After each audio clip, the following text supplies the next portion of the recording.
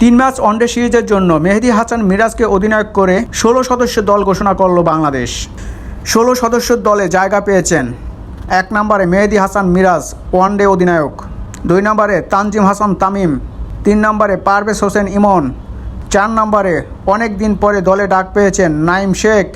এছাড়াও আছেন 5 নম্বরে নাজমুল হোসেন শান্ত, 6 নম্বরে তাওহিদ হৃদয়, 7 নম্বরে লিটন কুমার দাস, 8 নম্বরে জাকের আলী অনিক, 9 নম্বরে শামীম পাটোয়ারি, 10 নম্বরে পিসিএল খেলা রিশাদ হোসেন, 11 নম্বরে তানবীর ইসলাম, 12 নম্বরে আছেন আইপিএল মাতানো আঙ্গুলে চোট পাওয়া বাংলার কাটার মাস্টার মোস্তাফিজুর রহমান, 13 নম্বরে তানজিম হাসান সাকিব, 14 নম্বরে অনেক দিন ইনজুরিতে থাকা তাসকিন আহমেদ, 15 নম্বরে তরুণ বোলার হাসান মাহমুদ, 16 নম্বরে আছেন এশিয়া মহাদেশের গতির রাজা নাহিদ রানা।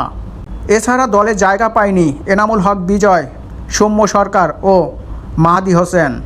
বাংলাদেশ শ্রীলঙ্কার সাথে 3টি ওয়ানডে ম্যাচ খেলবে। প্রথম ম্যাচটি 2 জুলাই শ্রীলঙ্কার কলম্বো স্টেডিয়ামে মুখোমুখি হবে বাংলাদেশ ও শ্রীলঙ্কা।